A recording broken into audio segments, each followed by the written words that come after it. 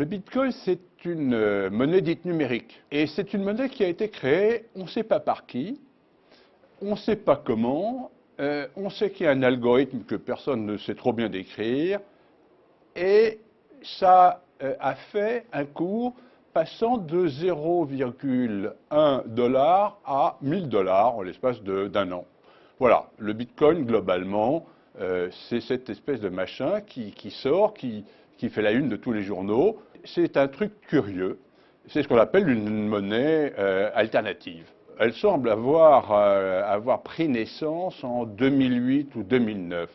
Là, les gens ne sont pas très clairs. Alors, on nous dit de temps en temps que c'est un japonais informaticien, d'autres. Il y a même un irlandais, semble-t-il, mathématicien.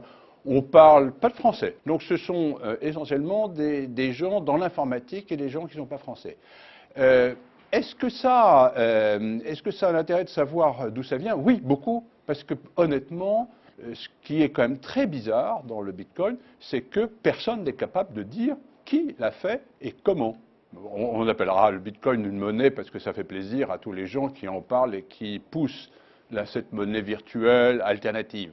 Enfin, une monnaie qui passe en un an de 0,1, enfin en 2 ans ou 3 ans, peu importe, de 0,1 dollar à 1000 dollars, qui au passage, entre 1000 dollars et 0,1 dollar a fait 300, puis 150, puis 500, etc. C'est pas une monnaie, c'est un support de spéculation. Alors, au fond, qu'est-ce que vous préférez choisir? Des boîtes de camembert, des timbres-poste, des soldats de plomb, des gravures de Andy Warhol à votre bon choix, à votre bon cœur. Si c'est un instrument de spéculation, là, vous êtes servi et vous avez l'adrénaline qui va avec. On peut dire que le Bitcoin a ce côté intéressant, c'est qu'il introduit et un questionnement sur la nature de la monnaie et de ses auteurs, et il introduit un questionnement sur la technologie utilisable.